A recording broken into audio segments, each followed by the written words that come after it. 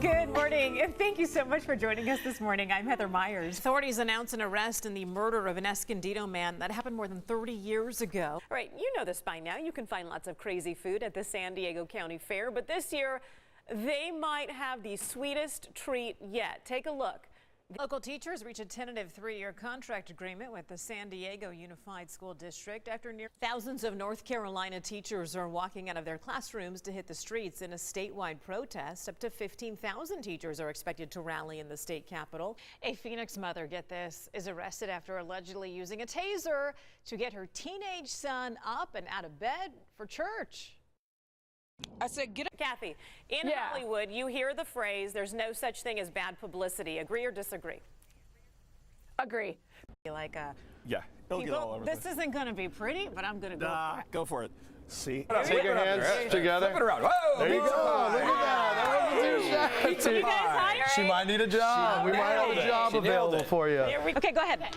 So basically what you're going to do is you're going to put your right foot in front like this. Then you're going to go point, up, back, and 1, 2, 3, 4. Wait, I'm making a face. Why am I making this face all of a sudden? Ladies, you continue on with your dance moves. I'm going to get over here to your instructor, Jeannie Thornton. Come join me over here. Breaking news in Pacific Beach, where police are investigating an act of vandalism at a Planned Parenthood. Oh, yeah. They like their hair big there. You add some humidity to the mix, and I wake up looking just like that. Oh, yeah. Frizz ball. Please come in like that. No. Viewers would relate. No. Yeah. I'm saying. My hair is called the beast around here. Taming this thing, it's a part-time job. A Riverside woman hoping to run from police ended up in the doghouse, literally. Take a look at this video here. The woman had. I feel it. Back up, nice and slow. Where am I feeling this? In the booty? Right there, in your gluteus muscle manos. Right here. Yeah. I like it. Okay, show me one more move. We have a dog walking around our studio right now. That's why we're all smiling. See if we can get him You can to hear come his over little here. pause. Oh, yeah, see? He said good morning. Yeah, he heard us. I translate. I told you, he's a smart dog. Oh, he's growling. Oh, my goodness. You don't like the rain either, do you, Momo? Momo, take it over. Momo wants to be our mascot, apparently. Momo's now being escorted out of the room. Yeah. Bye, Momo. Now you're no Mo. All right, parents, this is going to be tough to see here, but surveillance footage of a South Carolina boy nearly drowning in a pool is being released here. It shows 2 young boys swimming around a lazy river when a 12-year-old opens a safety. Sheriff's deputies in the North County have released new video hoping that someone can identify a man suspected of groping a teenage girl. Some schools are taking some new measures to keep weapons out of classrooms. What do you think about this? All right, customers are being warned about a popular cooking gadget because it gets too hot. The company behind Instapot is urging consumers to keep an eye on the devices, saying some models may overheat and start melting. They're working with the Consumer Product Safety Commission to replace the defective products. The American Cancer Society is endorsing e-cigarettes as a smoking cessation aid. The recent storm transforms the lions, tigers, and bears sanctuary into a winter wonderland. So how did the animals like it? CBS 8 has cameras all over the field to show not only what Colin Kaepernick decides to do, but also fan reaction to all of this. Heather Myers went to the locker room to talk to some of those guys. All right, John and Kyle, we are standing here with Adrian Phillips, Longhorns, Texas, Drew Kaser, Aggies, A&M. All right, you have to be honest and spill the beans here. Any locker room rivalry? All the time. I mean...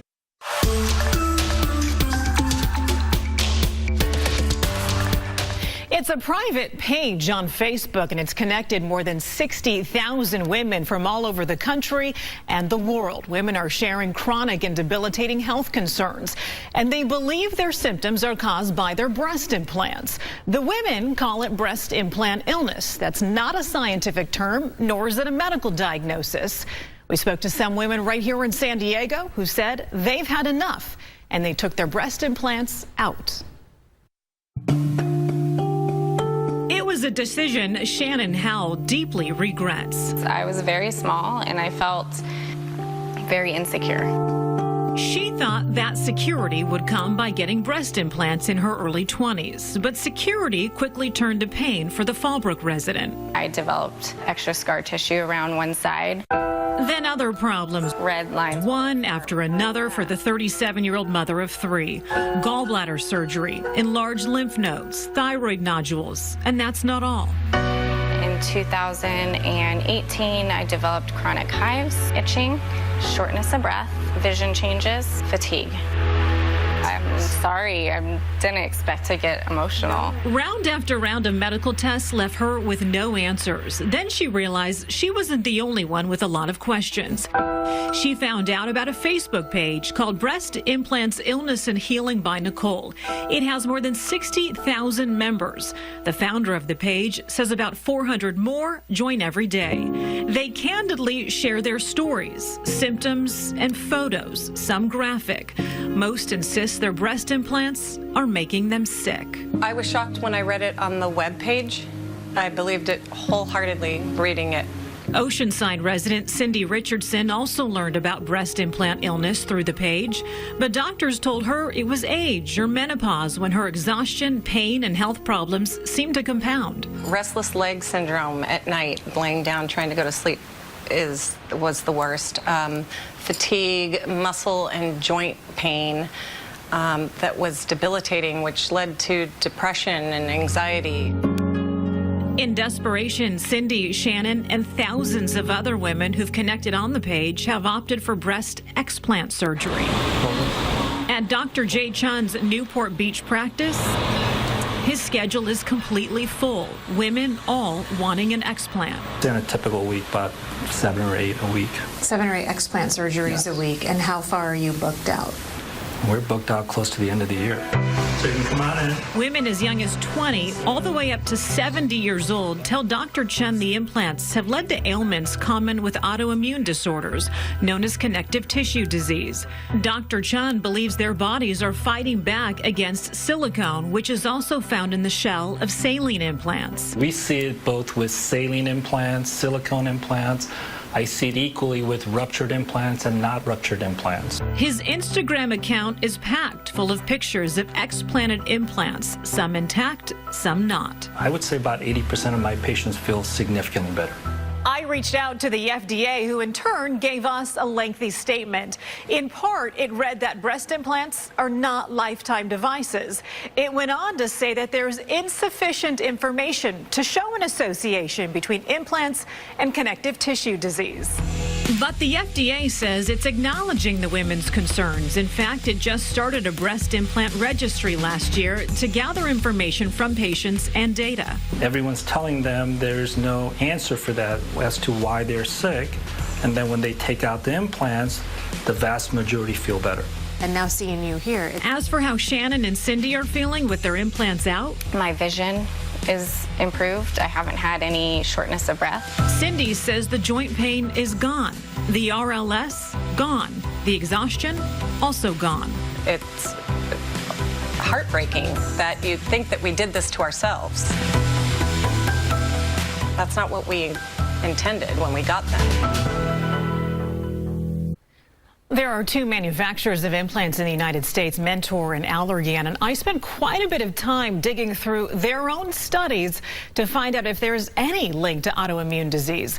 I will let you know what I found and what both companies had to say about it. That part of the story is tomorrow on News 8 at 6 a.m.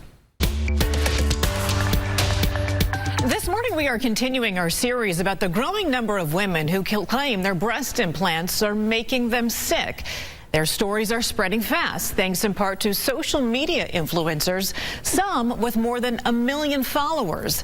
They are using their platform to document their experience with symptoms and ultimately breast explant surgery.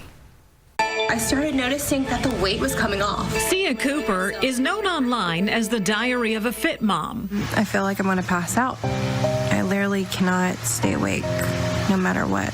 But for this 29-year-old, fit was the last thing she was feeling. I feel very irritable, anxious, depressed. I feel confused. Headaches. With over 18,000 views on this video and 1.2 million followers on Instagram, Sia has been sharing her experience with what many are now calling breast implant illness. I mean, I can literally pull the hair from my head, and it's not normal. It's not normal hair loss.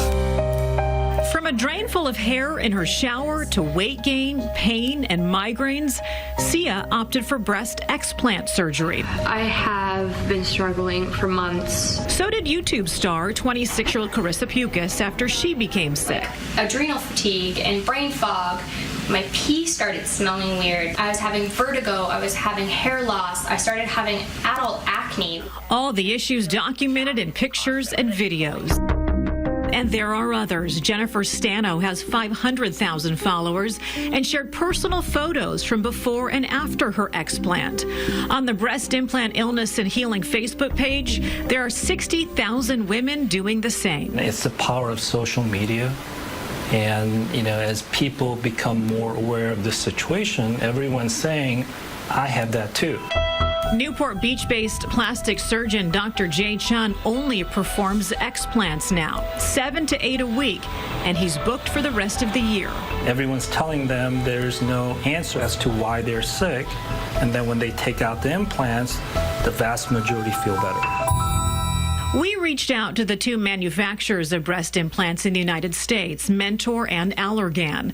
Both companies claim that independent studies show no increased risk of connective tissue disease or autoimmune disorders for women with implants. I had a chance to dig through both companies' own clinical core studies. Together, 1 to 2% of the women involved in those studies were diagnosed with autoimmune, CTD, and rheumatic disease. We asked both companies about that. Mentor maintains that independent panels have found no link. Allergan went on to say that their study was never designed to determine cause and effect. And I'll see you guys on the lighter side. Meanwhile, post-explant, I feel better than I have in years. My husband told me that this is the most talkative I've been in years. I'm more productive. I feel like the fatigue is slowly starting to improve. Sia posted pictures of weight loss and says her face isn't as puffy anymore. I am back to exactly what I was. Carissa says right after the surgery, I can't get over how white my eyes are. And her symptoms quickly improving. In the mornings, I have a very clear head, no more brain fog, getting like excited butterflies in my stomach again. I just feel myself. Well, just last year, the FDA and the American Society of Plastic Surgeons established a national breast implant registry in order to collect some data. And next month, the FDA says it will be holding a 2-day hearing where this issue is expected to be on the agenda. A lot of people are going to be sharing their stories at that meeting, I'm assuming, as well. And this, as far as it comes to these implants, silicone and saline, right? There's been complaints over both. Right. So a lot of people initially thought that the biggest concern was over the silicone in the implants. But what we're learning is that saline implants are wrapped in a silicone shell. So if you have an adverse reaction to silicone, you're not immune to this with having saline implants. Also, this one right here, you're noticing it's sort of more translucent. This is a textured implant, and believe it or not, this one has already or is underway being banned right now in Europe because they're finding that it's linked to a rare form of cancer. At this point, it's not banned in the United States, but we just mentioned that the FDA having that 2-day hearing next month. I can almost guarantee you this particular implant will be something that will be thoroughly discussed. And years ago, at one point, silicone was banned, and then they brought it back. So it's very confusing, I'm sure, to these women. To these women who thought after they brought it back, it was safe again, and now we're hearing from so many who are questioning that at this point. All right, very revealing. Thanks for that report there, Heather.